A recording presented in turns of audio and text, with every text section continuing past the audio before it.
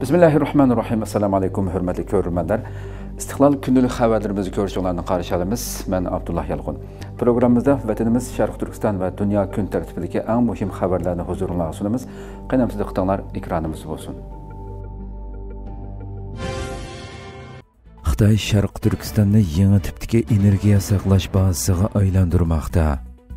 Xitay işğaliyyət astidagi Şərq Türkistanning turli tabiiy boyliqlarini zo'r ko'lam va tez sur'atda talon-taroj qilish bilan birga yana Xitoyning energiya bexatarligiga kafolatlik qilish uchun Şərq Türkistonda yangi tipdagi energiya saqlash elektr stansiyalarini keng ko'lamda ko'paytmoqda. Xitoyning Şərq Türkistondagi tashviqot organi Tangritog to'rining xabar qilishicha, bu yil 2-oyning oxirigacha Şərq Türkistonda qurilgan yangi tipdagi energiya saqlash elektr stansiyasi 200 dan oshgan. Umumiy generatorlar ko'lamining sig'imchanligi 9,777,000 kilovat, 32,663,000 kilovat soatga yetgan. Xabarda 2024-yili Şərq Türkistonning butun yildagi yangi tipdagi energiya saqlash miqdorining 2023-yildagidan 139% oshganligi, 2025-yilning oxirida yangi tipdagi energiya saqlashda to'rlashtirilgan ko'lam sig'imchanligining 20 million kilovatdan oshadiganligi bildirilgan. Xabarda ma'lum bo'lishicha, Şərq Türkistonning 2024-yillik yangi tipdagi energiya saqlash turi tizimligida temir fosfatliq litiy natriy ionliq batareya, hidrogen saqlash, issiqlik saqlash qatorliq ko'p xil turlarni o'z ichiga olgan 41 turlik yangi tipdagi energiya saqlash turi bor ekan. Shuning bilan birga Xitoy Şərq Türkistonda energiya boyligi bexatarligiga kafolatlik qilishni alohida ta'kidlayotgan bo'lib, atalmish Uyg'ur Avtonom rayonlik partiya komiteti Moliya iqtisod komiteti 25 mart yig'ini ochib, Xitoyning energiya bexatarligi va ochiqchiliq qazilma boylik bexatarligiga kafolatlik qilish haqidagi xizmatlarini muzokara qilgan. Maşonri yig'inda Şərq Türkistanning neft, tabiiy gaz, ko'mir va boshqa qazilma boyliqlarining Xitoy iqtisodi uchun muhimligini ta'kidlagan bo'lib, kon izlash, nuqtaliq energiya va strategik qazilma boyliqlarini chorlab tekshirishda bo'sish hosil qilish kerakligi va shundaqla energiya boyligi bexatarligiga kafolatlik qilish kerakligi haqida jar solgan. Xitoy Şərq Türkistanning asli egalari bo'lgan Uyg'urlar boshliq Turkiy xalqlarga irqiy qirg'inchilik yurgizish bilan birga Şərq Türkistondagi turli tabiiy boyliqlarni, energiya zapisini ilg'or texnika va zo'r mablag' bilan bulang-talon qilmoqda va davomli chorlab tekshirmoqda. Bu g'oyat zo'r boyliqlar Xitoyning ostilayotgan iqtisodiy va har qaysi Xitoy o'lkalaridagi energiya krizislarini hal qilishda ochiqchiliq rol o'ynaganligi uchun Xitoy energiya bexatarligiga kafolatlik qilishni nuqtali xizmati sifatida ta'kidlamoqda. Trump Xitoyning ko'plagan texnika shirkatlarini qora tizimga kirgizdi. Trump hukumati Xitoyga qaratilgan savdo qora tizimligini kengaytib, Xitoyning sun'iy aql, ilg'or hisoblash, harbiy texnika qatorliq sohalardagi taraqqiyotini cheklash uchun ko'p qismi Xitoyning bo'lgan 80 shirkat va organni embargo tizimligiga kirgizdi.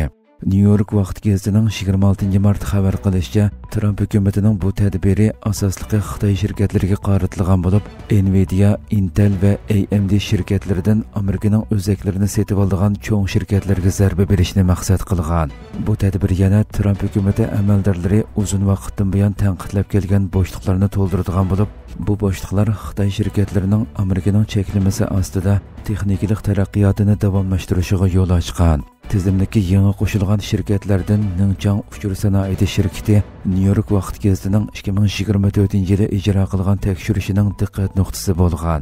Bu tekshirish doklati ba'zi Xitoy shirkatlarining sun'iy aql texnikasi uchun Amerikaning ilg'or o'zak cheklamalaridan qanday yo'l tepib o'tib ketganligini ko'rsatib bergan.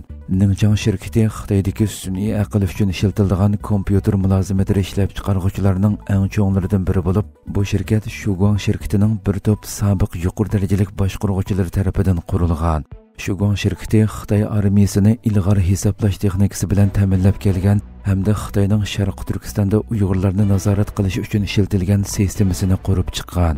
2019-yili Amerika davlat bexatarlik andisisi sababli Shugong shirkatini eksport cheklash tizimligiga kirgizgan. New York vaqt gazetining tekshirishiga asoslanganda Shugong shirkati Amerika tarafidan cheklangandan keyin uning uzun muddatli hamkorlashuvchilari bo'lgan Nvidia, Intel va Microsoft shirkatlari tezlikda Ningchang bilan aloqa qurgan.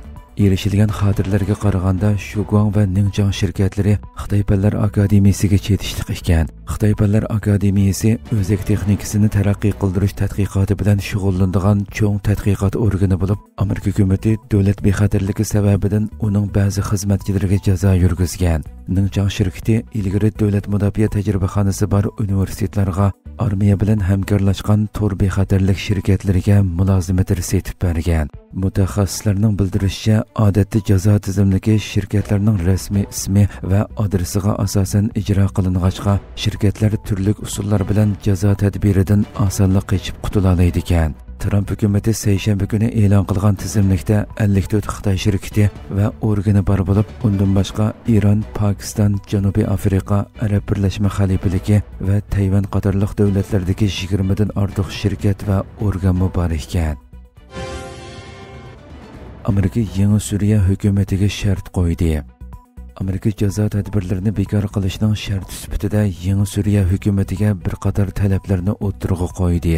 Al Jazeera to'rining 26 mart xabar qilishicha, Amerika Suriyaga qarata jazo tadbirini qisman bekor qilish shartlarini o'tirg'i qo'ygan bo'lib, bu shartlar chet ellik qo'mondonlarni hukumatning yuqori darajalik vazifalaridan chekindirish va ximiyalik qurollarni yo'qotishni o'z ichiga oladi ekan.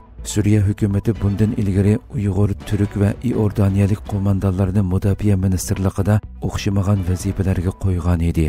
Amerika muavin tashqi ishlar ministri katibi Natasha Francheska 18 mart Bryusselda o'tkazilgan yordam beruvchilar yig'inida Suriya tashqi ishlar ministri Asad Ashibani bilan ko'rishib, bu talablarni o'tirg'i qo'ygan. Agar Suriya hukumati Amerikaning talablariga bo'ysungan taqdirda, Amerika Suriyaning ojizlashgan iqtisodi uchun muhim bo'lgan jazo tadbirlarini yumshatishni qaror qilgan. Gerçi amaldorlar Amerikaning Suriyaga bo'lgan siyosati haqida o'xshamagan qarashlarga ega bo'lsa-mu, bu yig'in Trump prezident bo'lib saylangandan buyon ikki davlat orasidagi tunji yuqori darajaliklar aloqasi bo'lib qoldi ekan. Turkiya bilan Amerika mudofaa sohasidagi hamkorlik cheklamalarini bekor qilmoqchi.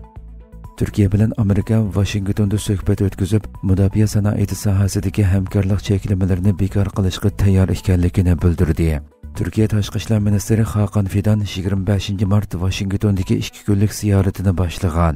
Bu ziyorat uning Trump hukumati davridagi tunji ziyorati bo'lib hisoblandi ekan.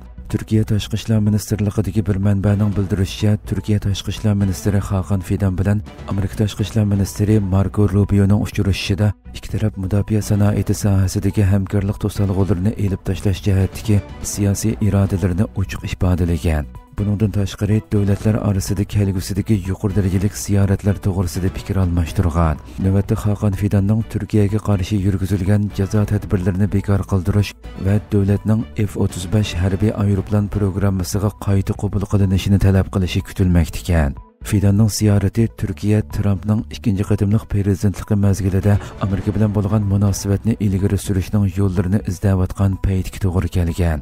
Prezident Trump 20 yanvar vazifasini qayta boshlagandan beri Baydenning Rossiyani chetga qiqish va Ukrainani shartsiz qo'llash siyosatini o'zgartirib, Rossiyaning Ukrainadagi urushini to'xtatish uchun besim ishlatmoqda. Trump Moskvaga tutgan pozitsiyasini o'zgartgandan keyin yangi bosqichga ko'tarilganligini bildirgan. Trumpning pozitsiyasidagi bu o'zgarish Yevropa rahbarlarini tashvishlantirib, Washington Yevropadan yiroqlashib ketishi mumkin degan andishani paydo qilgan. Turkiya bo'lsa Yevropa bexatarligini qayta shakllantirishda hamkorlashuvchi rolini kuchaytirish fursatiga erishgan.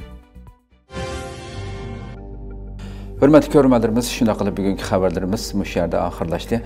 Atigi programmamizni ko'rishguncha omon bo'linglar. Assalomu alaykum va rahmatulloh.